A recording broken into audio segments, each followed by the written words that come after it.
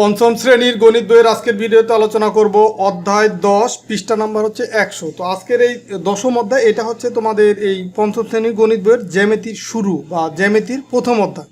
তো আজকে আমরা এই জ্যামিতির যে একদম ভেরি বেসিক মানে একদম প্রাইমারি কথা নিয়ে আলোচনা করব এবং জ্যামিতি সম্পর্কে ভালোভাবে বোঝার জন্য তোমাকে যে বেসিক বা সাধারণ কিছু শব্দ বা সাধারণ কিছু যে সংজ্ঞা জানতে হয় তো সেগুলোরই আমরা আলোচনা শুরু করব আর কি।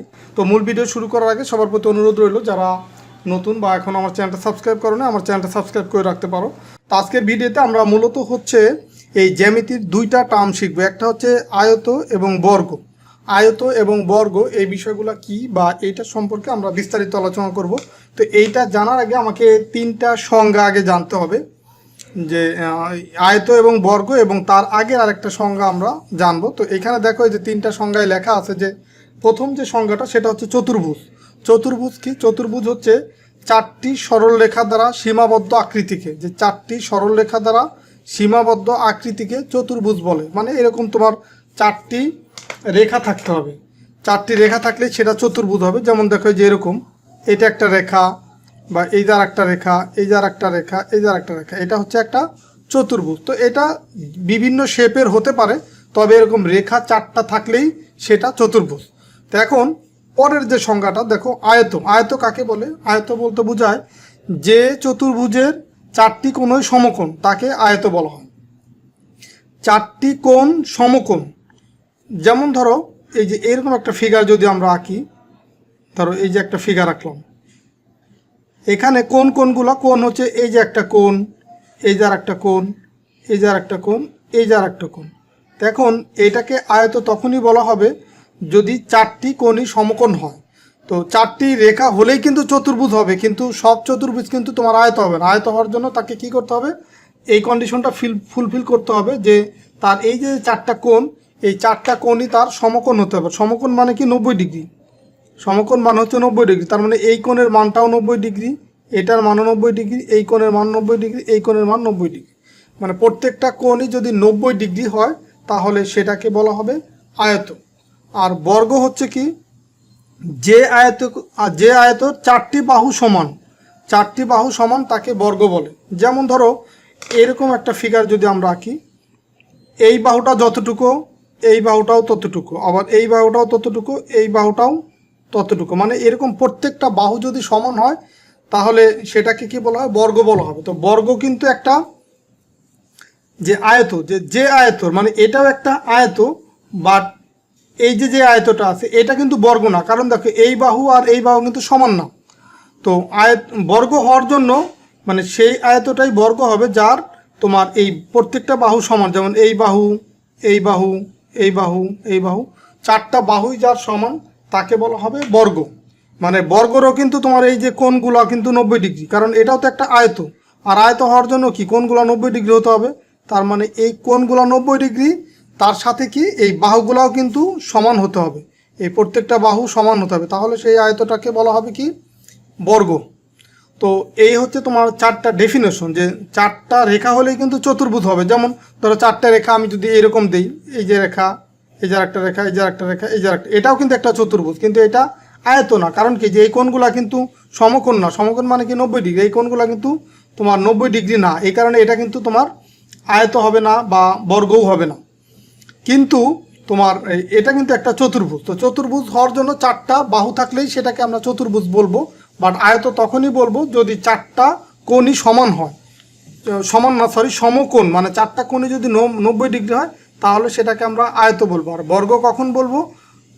যে আয়তর চারটি বাহু সমান, তখন আমরা সেটাকে বর্গ বলবো। তো এটা হচ্ছে তিনটা ডেফিনেশন, যে চতুর্ভুজ, আয়ত এবং বর্গর সংজ্ঞা। তো এখানে তোমাদের বইয়ে কিছু আলোচনা দেওয়া আছে, যে ডান পাশে দেখানো আকৃতিগুলো লক্ষ্য করি এবং দুই ভাগে বিভক্ত করি। এইখানে দেখো 6টা শেপ আছে, মানে 6টা ফিগার আছে। এই যে দেখো এই 6টা ফিগার আছে। তো এখন এই 6টা ফিগারের ভিতরে কিছু ভিন্নতা আছে, সেটা আমাকে বের করতে হবে। যেমন আমরা আকৃতিগুলোকে দুই ভাগে ভাগ করতে পারি। এখানে দেখো যতগুলি আকৃতি আছে এই আকৃতিগুলোকে আমরা দুই ভাগে ভাগ করতে পারি। কিছু দেখো যে চারটা বাহুই সমান, যেমন এইখানে যে ঘরগুলো দেখানো হয়েছে এই ঘরগুলো কিন্তু বর্গাকার, মানে প্রত্যেকটা বাহুই সমান। দেখো এই যে এইটা একটা চতুর্ভুজের শেপ বা এটা একটা চতুর্ভুজের শেপ। তো যেখানে প্রত্যেকটা বাহু দেখো, এই বাহু, এই বাহু, এই বাহু, এই বাহু, এই চারটা বাহুই সমান। তো এখন এই যে একটা চতুর্ভুজ পেলাম, তো এই চতুর্ভুজ এখানে দেখো চারটা বাহুই সমান। আবার দেখো এইটাও কিন্তু চারটা বাহু সমান। দেখো কারণ কি, এখানে দুই ঘর, এখানেও দুই ঘর, একদিকেও দুই ঘর, এদিকেও দুই ঘর, তার মানে এটা সমান। আবার এটাও দেখো সমান। এখানে দেখো তিনটা ঘর নিচে, প্রত্যেক দিকে তিন ঘর, ডান দিকে তিন ঘর, উপরে তিন ঘর, বামে আবার তিন ঘর নিচে। তার মানে এইখানে এই যে তিনটা শেপ, এই গ, ঘ আর ওমো, এইটা হচ্ছে একই ধরনের। এটাকে ভাগ বলছে ক দল। এ দেখো এখানে তোমার ক দলে এই যে আমরা তিনটা ফিগার দেখলাম, এই গ, ঘ, ওমো, এই তিনটা এখানে।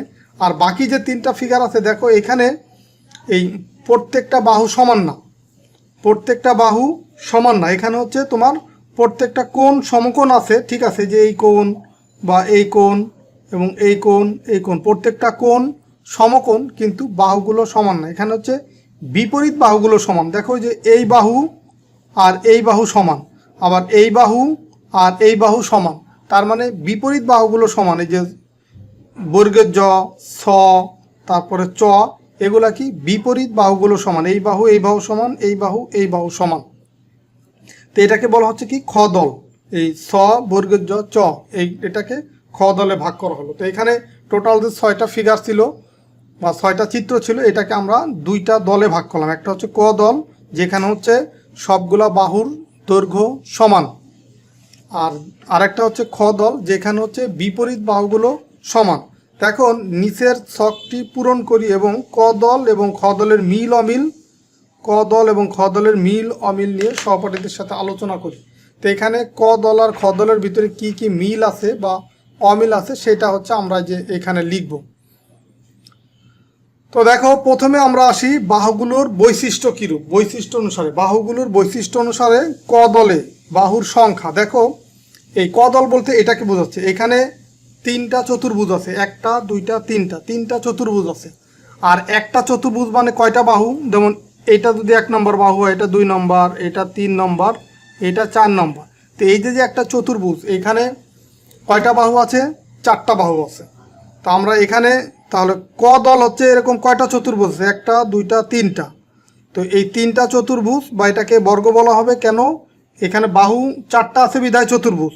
আবার যে চতুর্ভুজের তোমার সবগুলা কোণ হচ্ছে সমান এবং বাহুগুলো সমান, তাকে বলা হবে বর্গ। তো এগুলো হচ্ছে বর্গ। তো একটা বর্গ বা একটা চতুর্ভুজের ভিতরে এখানে চারটা বাহু আছে, এখানে তাহলে তিনটা বর্গ আছে বা তিনটা চতুর্ভুজ আছে। তো তিনটা চতুর্ভুজে তাহলে টোটাল বাহু আছে কয়টা, এই 4 গুণ হচ্ছে 3, তার মানে কত, 12টা বাহু আছে। তো এখানে বাহুর সংখ্যা লিখবো কত আমরা, 12টা বাহু আছে।